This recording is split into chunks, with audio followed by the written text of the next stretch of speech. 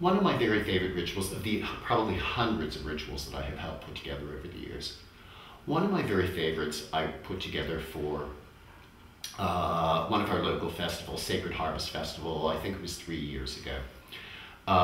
Just outside the festival grounds, let's see, is a parking lot on the western side of the festival grounds. The festival takes place in this beautiful, beautiful grove of 100-year-old white oak trees. An absolutely amazing place. On the western side of the grove is the parking lot, and then there's a cornfield, and then there's a forest. So just before sundown, every night, a group of us would leave the grove and go out into the parking lot and face the cornfield and watch the sun go down. As the sun set, now there are pagans from all different sorts of traditions here. There were witches, there were heathens, there were, I think there was a Camite or two in there, the usual mixed multitude.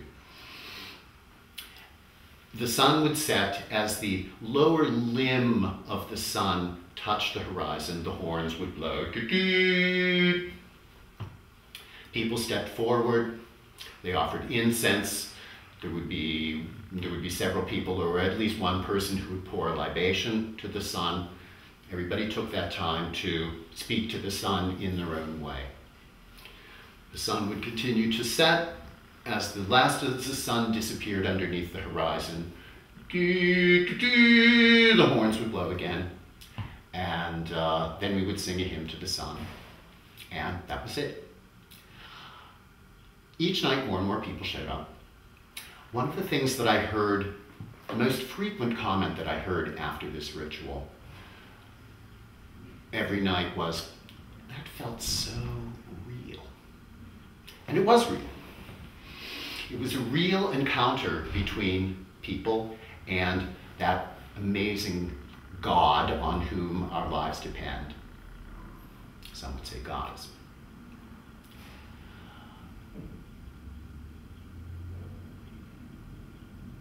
Eventually,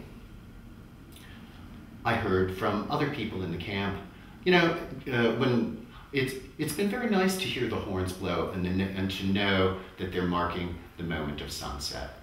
And I was too busy making dinner, or I was changing the kid, or I was doing something else, or I couldn't make it to the ritual, but I still took a second and stopped and acknowledged the setting of the sun. So that even the people who were not present at this ritual were still, in a sense, able to participate in it, and were consciously able to connect to something sacred in the middle of what they were doing, and had the option of knowing that they didn't have to observe the ritual because somebody else was doing it, who was being taken care of it. In that ideal pagan village that I live in my head, I think, this is exactly the way ritual should work. There should be a sun call. On the horns, there should be a particular pattern by which, and this is the call that you use when the sun sets. Of course, we should do pretty much the same ritual when the sun rises. Well, this is a pagan festival. There's only so much that we can get away with there. But in the ideal pagan village that I live in my head, we would be doing this then too. Sunrise and sunset every day, as regular as sunrise.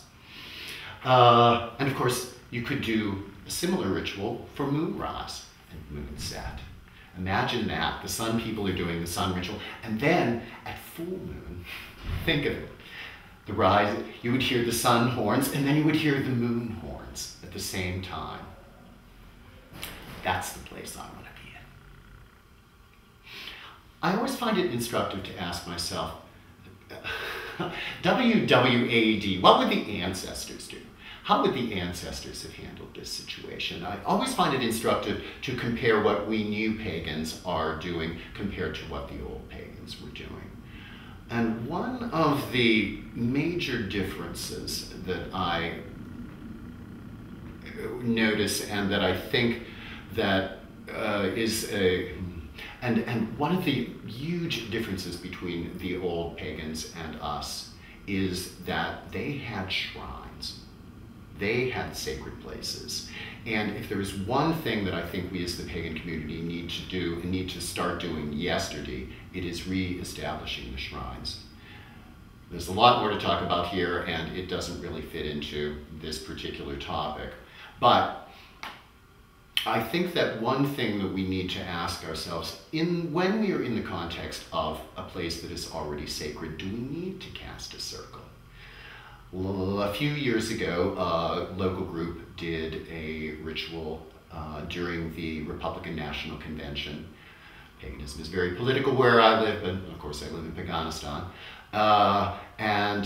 They did it, goddess bless them, at one of the most sacred sites in the entire area, the highest point in Ramsey County, where there's a series of 1,000-year-old burial mounds lining the edge of the bluff. Eagles fly over. It's an amazing place.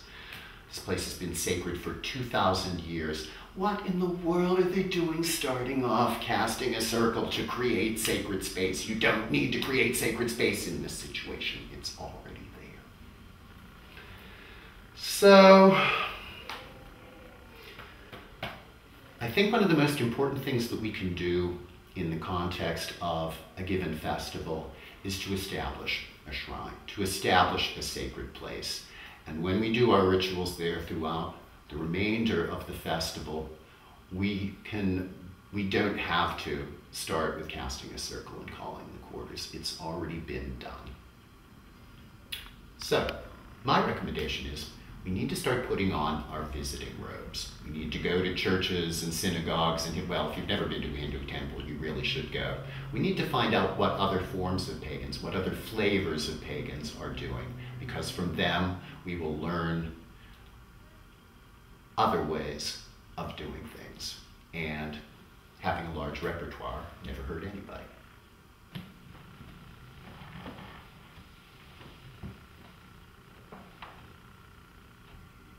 Did somebody drop something?